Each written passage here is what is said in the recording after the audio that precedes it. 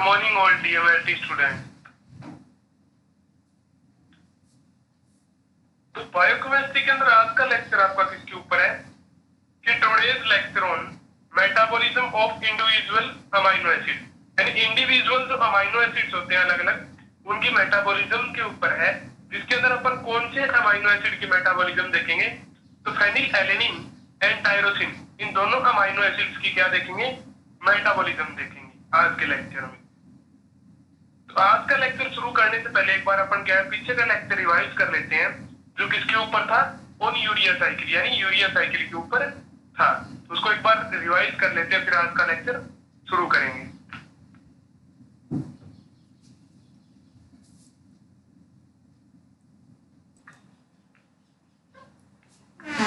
तो अभी तक अपन ने क्या पढ़ा था, यूरिया साइकिल। ठीक है, यूरिया साइकिल के रिएक्शन अपन ने क्या है इससे पीछे वाले लेक्चर में देख ली थी कि यूरिया जो है, अमोनिया जो है, प्रोटीन का लास्ट जो डाइजेशन मटेरियल होता है, डाइजेशन के बाद वो क्या है ह्यूमन बॉडी के अंदर क्या है टॉक्सिक होता है। तो अमोनिया को यूरिया के अंदर कन्वर्ट करके अपन क्या है यूरिन के अंदर क्या है एक्सक्रीट कर देते हैं, और अमोनिया का यूरिया के अंदर कन्वर्जन जो है वो क्या है यूरिया साइकिल है, और ये क्या है एक इंपॉर्टेंट स्टेप है प्रोटीन डाइजेशन में।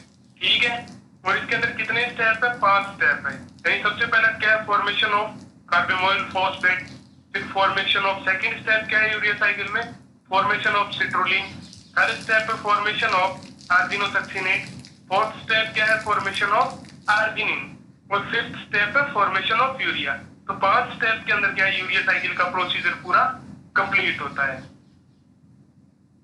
तो सबसे पहले क्या है जैसे कि फर्स्ट स्टेप के अंदर क्या होता है कि कार्बन डाइऑक्साइड प्लस में अमोनिया दोनों मिलकर क्या बनाते हैं, कार्बोमोइल फॉस्फेट बनाते हैं। यानी ये दोनों कंबाइंड होकर कार्बोमोइल फॉस्फेट प्लस में अमोनिया क्या बना देते हैं, कार्बोमोइल फॉस्फेट बना देते हैं। एंजाइम कौन सा काम में आता है इसके अंदर, कार्बोमोइल फॉस्फेट सिंथेज फर्स्ट एंजाइम काम में आता है। तो इसके अंदर जो क्या है रेट लिमिटिंग एंजाइम है। तो यूरिया साइकिल के अंदर फर्स्ट स्टेप कौन सी होती है, फॉर्मेशन ऑफ कार्बोमोइल फॉस्फेट, जिसके अंदर क्या होता है कि कार्बन डाइऑक्साइड प्लस में अमोनिया दोनों मिलकर क्या बनाते हैं, कार्बोमोइल फॉस्फेट सिंथेज फर्स्ट एंजाइम की प्रेजेंस में कार्बोमोइल फॉस्फेट बनाते हैं। फिर क्या है कि कार्बोमोइल फॉस्फेट प्लस में क्या है ऑर्निथिन दोनों मिलकर क्या बना लेते हैं, सिट्रोलिन बना लेते हैं। तो इसके लिए एंजाइम कौन सा काम में आता है, ट्रांसकार्बोमाइलेज, ऑर्निथिन ट्रांसकार्बोमाइलेज एंजाइम काम में आता है। तो स्टेप सेकंड क्या आती है, फॉर्मेशन ऑफ सिट्रोलिन। तो इसके अंदर क्या होता है कि फर्स्ट स्टेप के अंदर जो कार्बोमोइल फॉस्फेट बनाया था वो और ऑर्निथिन दोनों मिलके क्या बनाते हैं, सिट्रोलिन बनाते हैं। और एंजाइम कौन सा काम में आता है स्टेप सेकंड के अंदर, ऑर्निथिन ट्रांस कार्बोमाइलेज एंजाइम काम में आता है। फिर क्या है ये रिएक्शन कहाँ पे आ जाती है, साइटोप्लाज्म के अंदर। यानी फर्स्ट जो 2 स्टेप थे वो तो कहाँ पे चलते हैं, माइटोकॉन्ड्रिया के अंदर, लीवर के माइटोकॉन्ड्रियल सेल के अंदर। और फिर क्या आगे की जो स्टेप है वो कहाँ पे आ जाती है, साइटोप्लाज्म के अंदर। स्टेप थर्ड के अंदर क्या होता है कि सिट्रोलिन से क्या बनता है, आर्जिनोसक्सिनेट, यानी फॉर्मेशन ऑफ आर्जिनोसक्सिनेट। तो सिट्रोलिन प्लस में एस्पार्टेट दोनों कंबाइंड होके क्या बनाते हैं, आर्जिनोसक्सिनेट बनाते हैं स्टेप थर्ड के अंदर। एंजाइम कौन सा काम में आता है यूरिया साइकिल के अंदर, आर्जिनोसक्सिनेट सिंथेज एंजाइम काम में आता है, आर्जिनोसक्सिनेट सिंथेटेज एंजाइम काम में आता है। फिर स्टेप क्या है 4, स्टेप 4 में क्या होता है कि आर्जिनोसक्सिनेट जो है वो किसके अंदर कन्वर्ट होता है, आर्जिनिन के अंदर। यानी आर्जिनोसक्सिनेट टूट जाता है, स्प्लिट हो जाता है किसके अंदर, आर्जिनिन प्लस में फ्यूमरेट के अंदर। एंजाइम कौन सा काम में आता है, आर्जिनोसक्सिनेट। तो स्टेप 4 क्या है, फॉर्मेशन ऑफ आर्जिनिन, जिसके अंदर आर्जिनोसक्सिनेज एंजाइम आर्जिनोसक्सिनेट के ऊपर रिएक्ट करता है और उसको स्प्लिट कर देता है, तोड़ देता है किसके अंदर, आर्जिनिन प्लस फ्यूमरेट के अंदर। जो आर्जिनिन है वो तो क्या है आगे यूरिया फॉर्मेशन में काम में आ जाती है, और फ्यूमरेट जो है वो क्रेब्स साइकिल के अंदर क्या है और ग्लूकोनियोजेनेसिस के अंदर काम में आ जाता है, रिसाइकिल कर लिया जाता है। नेक्स्ट क्या है फिर, आर्जिनिन किसमें कन्वर्ट होता है, स्टेप 5 क्या है, फॉर्मेशन ऑफ यूरिया, यानी यूरिया का बनना। तो इसके अंदर क्या होता है कि आर्जिनिन फिर किसके अंदर कन्वर्ट होता है आगे, यूरिया के अंदर, और क्या बनता है ऑर्निथिन।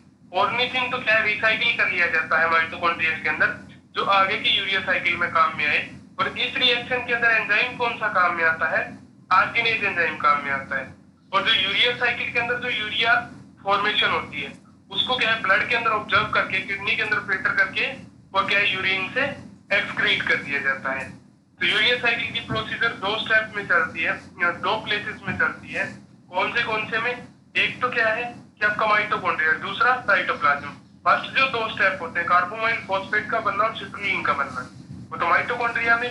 और बाकी की तीन जो स्टेप होते हैं आर्जिनोसक्सिनेट का बनना, आर्जिनिन का बनना, यूरिया का बनना, वो किसके अंदर होता है? माइटोकॉन्ड्रिया, वो साइटोप्लाज्म के अंदर। और फर्स्ट जो स्टेप है यानी जिसके अंदर कार्बोमाइल फॉस्फेट सिंथेसिस एंजाइम काम में आता है, वो क्या है? रेट लिमिटिंग स्टेप है यूरिया साइकिल के अंदर।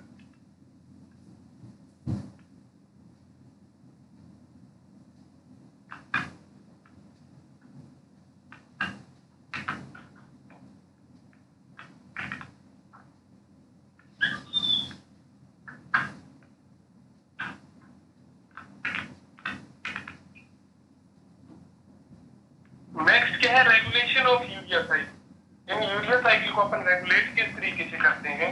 तो इसके अंदर देखिए सबसे पहले क्या है, कार्बोमाइल फॉस्फेट किसके अंदर कन्वर्ट हो रहा है? कार्बोमाइल फॉस्फेट सिंथेज एंजाइम जो सीटीएस फर्स्ट था, जो क्या है? रेट लिमिटिंग एंजाइम है, जो क्या है यूरिया साइकिल को रेगुलेट करता है। तो CPS first is allosterically activated by N acetyl glutamate. यानी जो सीपीएस फर्स्ट है कार्बोमाइल फॉस्फेट सिंथेज फर्स्ट जो एंजाइम है वो किसके ऊपर डिपेंड होता है? तो वो क्या है? एन एसिटाइल ग्लूटामेट के ऊपर डिपेंड होता है। The rate of urea synthesis in liver is correlated with the concentration of N acetyl glutamate. और जो सीपीएस फर्स्ट की जो यूरिया फॉर्मेशन का जो रेट है वो किससे रिलेटेड होता है? एन एसिटाइल ग्लूटामेट की कंसंट्रेशन से, सांद्रता से रिलेटेड होता है। यानी एन एसिटाइल ग्लूटामेट जितना होगा उतनी क्या बनेगी? यूरिया बनेगी। तो carbamoyl phosphate synthase first and glutamate dehydrogenase are located in mitochondria. तो कार्बोमाइल फॉस्फेट सिंथेज फर्स्ट और ग्लूटामेट डिहाइड्रोजिनेज फर्स्ट दोनों ही किसमें लोकेटेड रहते हैं? माइटोकॉन्ड्रिया के अंदर। They coordinate each other in formation of NH3, और वो अमोनिया के बनने में एक दूसरे की हेल्प करते हैं, कोऑर्डिनेट करते हैं। And its utilization for synthesis of carbamoyl phosphate. और अमोनिया का कार्बोमाइल फॉस्फेट के अंदर यूटिलाइजेशन के अंदर भी वो क्या है? एक दूसरे का कोऑर्डिनेट के अंदर हेल्प करते हैं।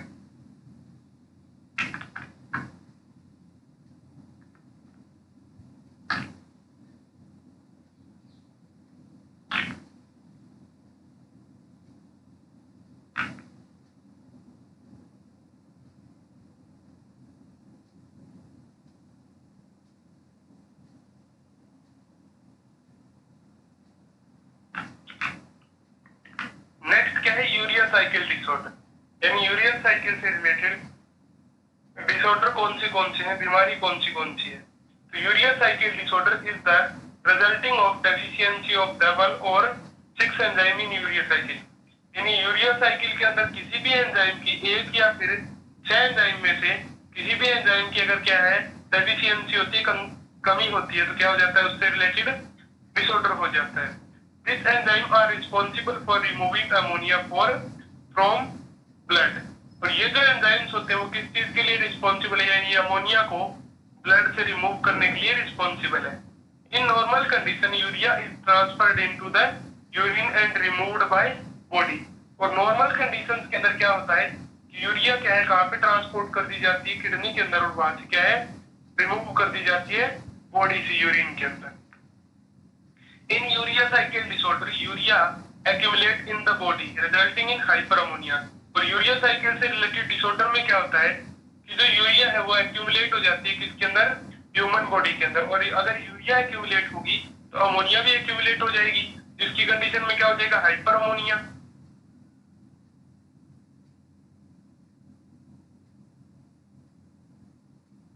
फिर क्या है? Hyper ammonia is a condition in ammonia is reached in brain and where it is cause brain damage, coma, death।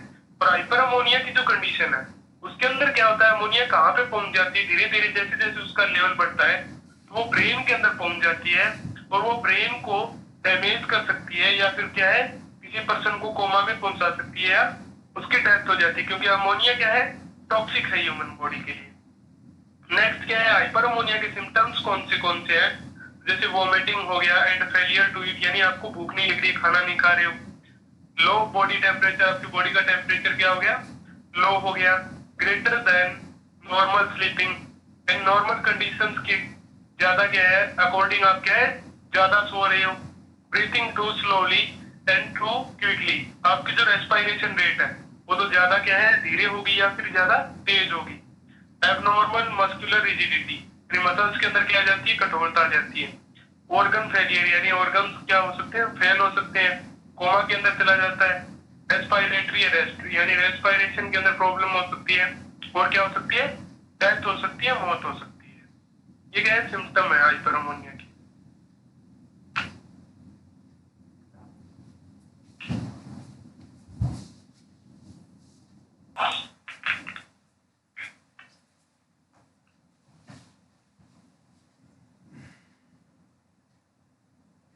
तो आज के लेक्चर में अपन क्या डिस्कस करेंगे, फेनिलएलनिन एंड टायरोसिन की मेटाबॉलिज्म।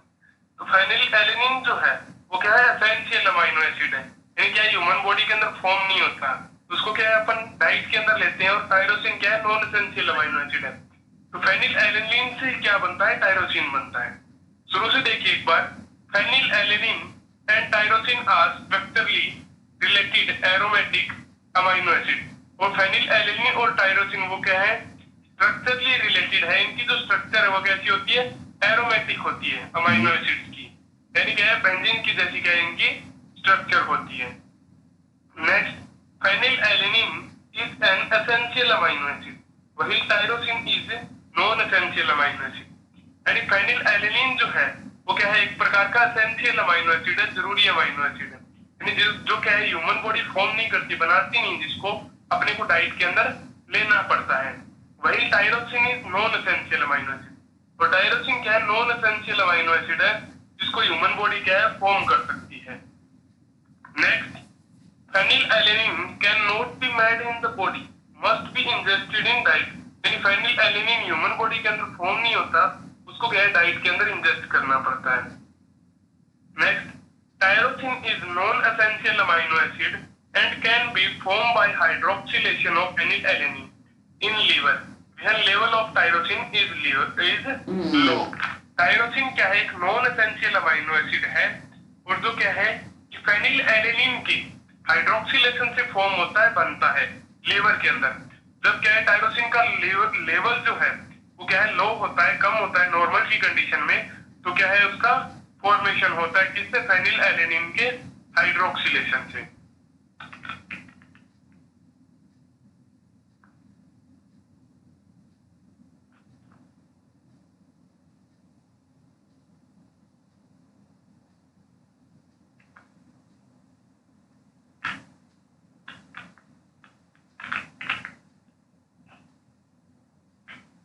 नेक्स्ट है मेटाबॉलिज्म ऑफ फेनिलएलनिन। तो मेटाबॉलिज्म के अंदर देखिए, इसका स्टेप फर्स्ट है। स्टेप फर्स्ट के अंदर क्या होता है, in this step phenylalanine is converted in tyrosine bye the help of phenylalanine hydroxylase enzyme. यानी स्टेप फर्स्ट के अंदर क्या होता है, फेनिलएलनिन किसके अंदर कन्वर्ट होता है, टायरोसिन के अंदर। एंजाइम कौन सा काम में आता है इसके अंदर, फेनिलएलनिन हाइड्रोक्सिलेज एंजाइम काम में आता है। This is an irreversible reaction. पर ये जो रिएक्शन है वो कैसी होती है, इरिवर्सिबल होती है, यानी विपरीत दिशा के अंदर क्या है, वापस नहीं हो सकती। As phenylalanine is convert to tyrosine, a single pathway is responsible for degradation of both these amino acids, which mostly occur in liver। यानी फेनिलएलनिन का टायरोसिन के अंदर कन्वर्ट होना, और ये क्या है, एक सिंगल पाथवे है, क्या रिस्पॉन्सिबल, किस चीज के लिए रिस्पॉन्सिबल है, एक ही पाथवे है, इन दोनों के डिग्रेडेशन के लिए, इन दोनों अमीनो एसिड के टूटने के लिए। और जो किसके अंदर होता है, लीवर के अंदर होता है। और अगर आपको पूछे कि synthesis of tyrosine, synthesis of tyrosine में क्या आता है कि फेनिलएलनिन किस में कन्वर्ट हो जाता है, टायरोसिन के अंदर, कौन से एंजाइम की प्रेजेंस में, फेनिलएलनिन हाइड्रोक्सिलेज एंजाइम की प्रेजेंस में। और ये रिएक्शन कहां पे होती है, लीवर के अंदर। तो नेक्स्ट देखिए, अगर मेटाबॉलिज्म पूछे तो आपको क्या करना है, पूरा करना है। नेक्स्ट है स्टेप सेकंड।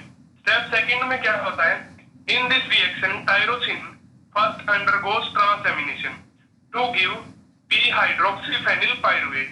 यानी इस स्टेप के अंदर क्या होता है कि जो टायरोसिन है वो किसके अंदर चला जाता है, ट्रांसएमिनेशन के अंदर चला जाता है और फॉर्म क्या करता है, बनाता क्या है, तो पी यानी फोस्फेट हाइड्रोक्सिल फेनिल पाइरुवेट बनाता है।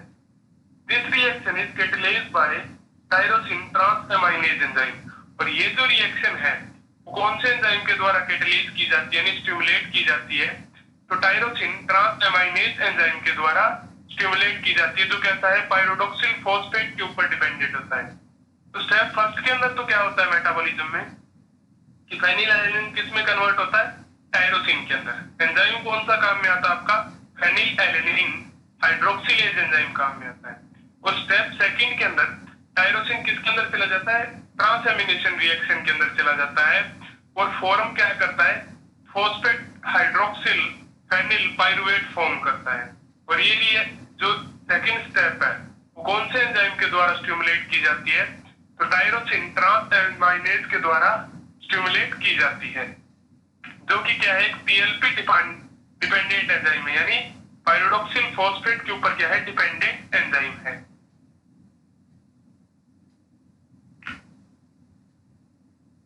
नेक्स्ट रिएक्शन में देखिए डिग्रेडेशन ऑफ फेनिलएलैनिन।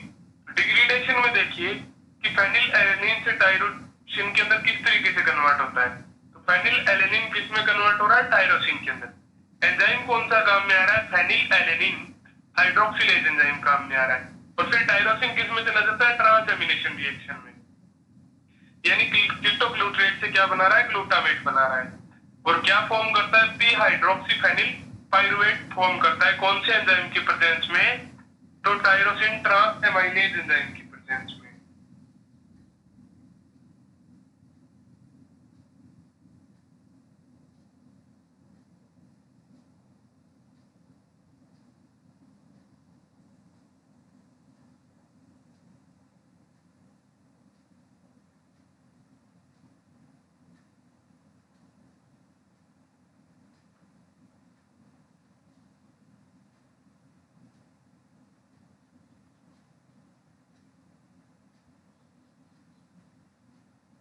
नेक्स्ट देखिए स्टेप थर्ड।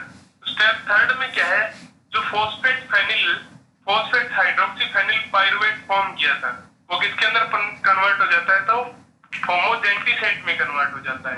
तो देखिए in this reaction phosphate hydroxy phenyl pyruvate is converted into homogentisate by the help of p hydroxy phosphate hydroxy phenyl pyruvate dioxygenase enzyme.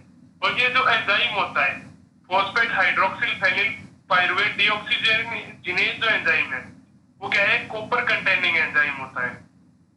Next it is catalysed by oxidative decarboxylation as well as hydroxylation of phenyl ring of phosphate hydroxy phenyl pyruvate to produce होमोजेंटिसेट।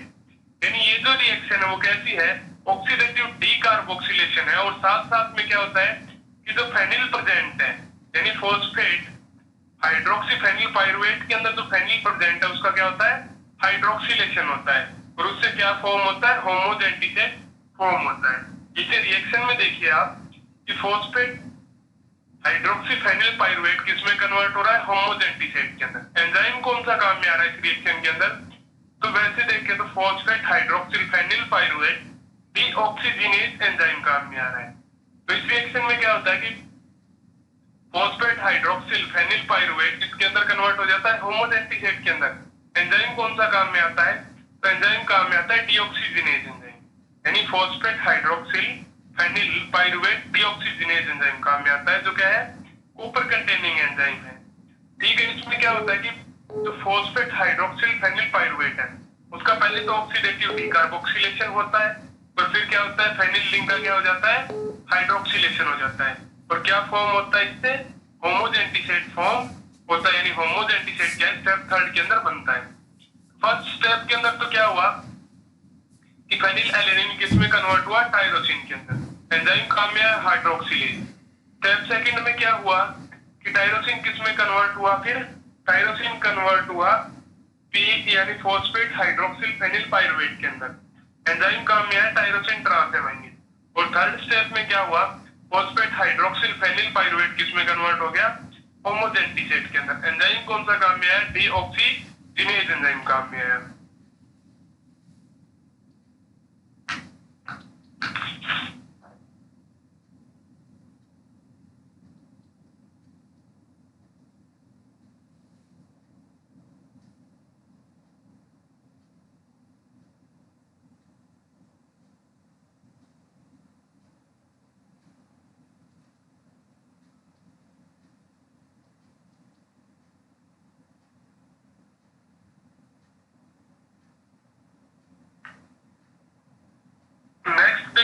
Step four के अंदर क्या होता है, in this reaction homogentisate is converted into 4-मेलिल acetoacetate by the help of homogentisate oxidase enzyme. यानी इसके अंदर क्या होता है कि जो होमोजेंटिसेट है वो किसके अंदर कन्वर्ट हो जाता है स्टेप फोर के अंदर, तो वो 4-मेलिल एसिटोएसीटेट के अंदर या 4-मेलेट के अंदर या मेलो एसीटेट के अंदर क्या है, कन्वर्ट हो जाता है, या 4-मेलेट के अंदर भी कन्वर्ट हो सकता है। एंजाइम कौन सा काम में आता है इसके अंदर, होमोजेंटिसेट ऑक्सीडेज एंजाइम काम में आता है। तो होमोजेंटिसेट ऑक्सीडेज क्या है, एक आयरन मेटेलोप्रोटीन है जो cleavage the benzene ring of homogentisate to form 4-मेलिल एसिटोएसीटेट। होमोजेंटिसेट ऑक्सीडेज क्या है, बेंजीन रिंग को क्या कर देता है, क्लीवेज कर देता है, तोड़ देता है, उसका ब्रेक डाउन कर देता है होमोजेंटिसेट के अंदर, और जिससे क्या बन जाता है आपका 4-मेलिल एसिटोएसीटेट बन जाता है या 4-मेलेट बन जाता है। तो एक बार शुरू से देखिए, in this reaction homogentisate is converted into 4-मेलिल acetoacetate by the help of homogentisate oxidase enzyme. यानी इस रिएक्शन के अंदर होमोजेंटिसेट किसमें कन्वर्ट हो रहा है, किसमें बदल रहा है, 4-मेलिल एसिटोएसीटेट में।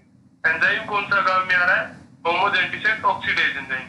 और होमोजेंटिसेट ऑक्सीडेज एंजाइम आयरन मेटेलोप्रोटीन एंजाइम है जो क्या है, होमोजेंटिसेट के अंदर जो बेंजीन प्रेजेंट है, बेंजीन रिंग का ब्रेक डाउन कर देता है, जिससे क्या फॉर्म होता है, क्या बनता है, 4-मेलिल एसिटोएसीटेट बनता है।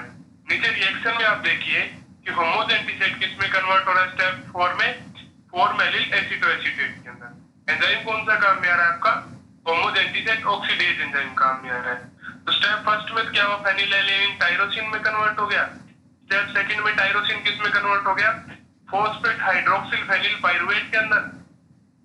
और स्टेप क्या है, थर्ड के अंदर क्या है, फॉस्फेट हाइड्रोक्सिल फेनिल पाइरुवेट किस में कन्वर्ट हो गया, फिर आगे होमोजेंटिसेट के अंदर। एंजाइम कौन सा काम में आया इस रिएक्शन के अंदर, तो डीऑक्सीजिनेज एंजाइम काम में आया। फिर क्या है कि होमोजेंटिसेट किस में कन्वर्ट हो गया स्टेप फोर में, 4-मेलिल एसिटोएसीटेट के अंदर। एंजाइम कौन सा काम में आया, ऑक्सीडेज एंजाइम काम में आया।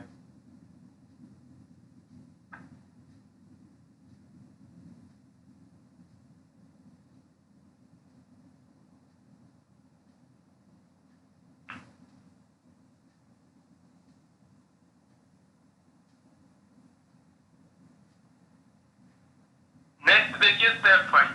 स्टेप फाइव के अंदर क्या होता है कि 4-मेलिल एसिटोएसीटेट जो आपने स्टेप फोर के अंदर बनाया था, अंडर आइसोमेराइजेशन, यानी क्या है, आइसोमेराइजेशन के अंदर चला जाता है टू फॉर्म यानी क्या बनाता है, 4-फ्यूमेराइल एसिटोएसीटेट। तो मेलिल एसिटोएसीटेट किसके अंदर कन्वर्ट हो गया, यानी किसका आइसोमेराइजेशन हो गया, 4-मेलिल एसिटोएसीटेट का आइसोमेराइजेशन हो गया किसके अंदर, 4-फ्यूमेराइल एसिटोएसीटेट के अंदर। And this reaction is catalyzed by melyl acetate isomerase enzyme। और ये जो रिएक्शन है वो कौन से एंजाइम के द्वारा कैटलाइज की गई है, तो मेलिल एसिटोएसीटेट आइसोमरेज एंजाइम के द्वारा कैटलाइज की गई है। नीचे रिएक्शन में देखिए कि 4-मेलिल एसिटोएसीटेट किसमें कन्वर्ट हो रहा है, 4-फ्यूमेराइल एसिटोएसीटेट के अंदर कन्वर्ट हो रहा है। एंजाइम कौन सा काम में आ रहा है, तो 4-मेलिल एसिटोएसीटेट आइसोमरेज एंजाइम काम में आ रहा है। यहाँ पे क्या हुआ, आइसोमेराइजेशन हुआ है, यानी मेलिल एसिटोएसीटेट का क्या है, फ्यूमेराइल एसिटोएसीटेट क्या है, आइसोमर है, उसी के जैसा क्या है, कंपाउंड है। तो स्टेप फाइव तक क्या हुआ कि स्टेप फोर में तो क्या हुआ था, स्टेप फर्स्ट से फेनिलएलैनिन हाइड्रोक्सिलेज एंजाइम की प्रेजेंस में किसमें कन्वर्ट हुआ, टायरोसिन के अंदर। स्टेप सेकंड में टायरोसिन कन्वर्ट हुआ फिर फॉस्फेट हाइड्रोक्सिल फेनिल पाइरुवेट के अंदर। कौन से एंजाइम के अंदर, टायरोसिन ट्रांसएमाइनेज एंजाइम की प्रेजेंस में। फिर स्टेप थर्ड के अंदर क्या हुआ कि फॉस्फेट हाइड्रोक्सिल फेनिल पाइरुवेट किसके अंदर कन्वर्ट हो गया, होमोजेंटिसेट के अंदर। एंजाइम कौन सा काम में आया, डीऑक्सीजिनेज। फिर स्टेप फोर के अंदर होमोजेंटिसेट किसमें कन्वर्ट हो गया, 4-मेलिल एसिटोएसीटेट के अंदर।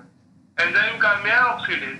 फिर स्टेप फाइव के अंदर क्या हुआ कि 4-मेलिल एसिटोएसीटेट किसमें कन्वर्ट हो गया, 4-फ्यूमेराइल एसिटोएसीटेट के अंदर। एंजाइम काम में आया 4-फ्यूमेराइल एसिटोएसीटेट आइसोमरेज।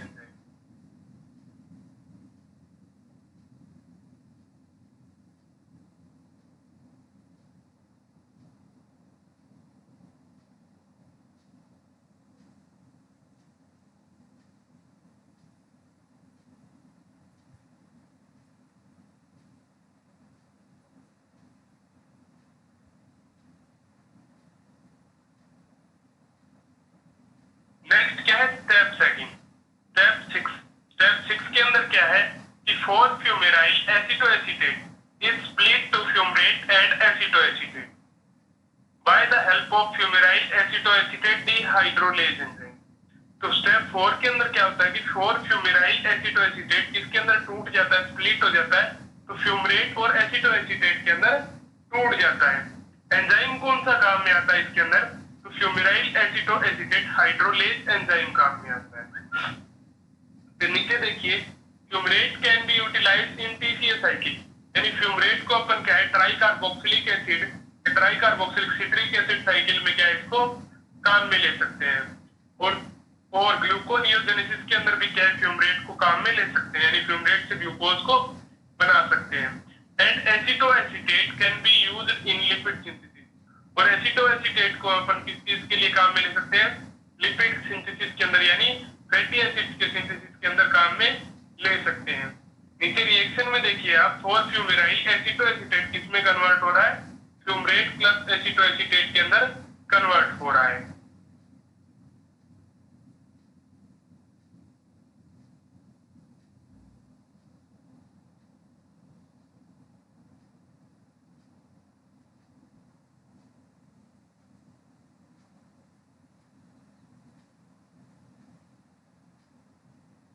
नेक्स्ट,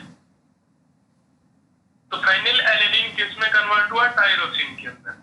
फर्स्ट स्टेप के अंदर एंजाइम देखिए चार्ट के अंदर आप, फेनिल एलेनिन किस में कन्वर्ट हुआ, टायरोसिन के अंदर। एंजाइम कौन सा काम में है, फेनिल एलेनिन हाइड्रोक्सिलेज एंजाइम काम में है।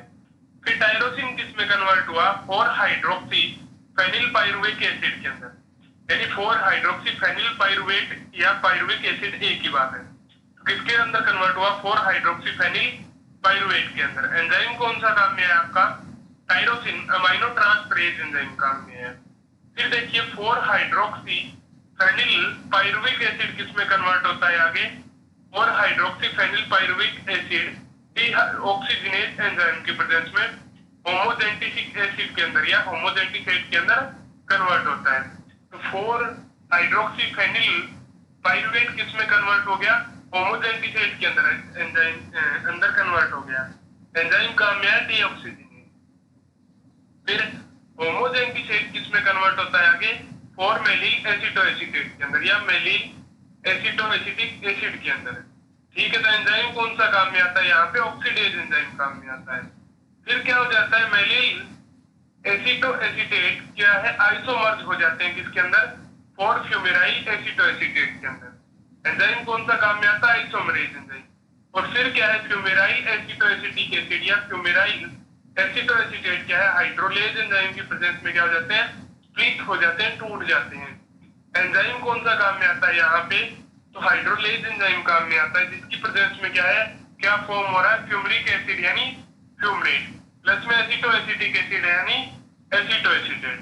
तो जो फ्यूमरेट है वो किस में काम में आ जाता है, वो तो क्या है कि पीसीए साइकिल यानी क्रेब्स साइकिल और ग्लूकोनियोजेनेसिस के अंदर क्या है काम में आ जाता है।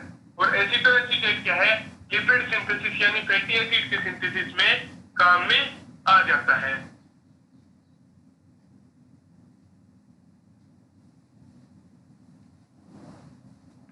नेक्स्ट जो आपका लेक्चर होगा वो किसके ऊपर होगा, तो डिजीज ऑन प्रोटीन यानी प्रोटीन से रिलेटेड जितनी भी डिजीज है उनके ऊपर होगा कि कौन सी मेटाबॉलिज्म स्टॉप होती है तो कौन सी डिजीज होती है। तो सबसे पहले अपन क्या है, प्रोटीन से रिलेटेड डिजीज ही पढ़ेंगे। Thanks to all.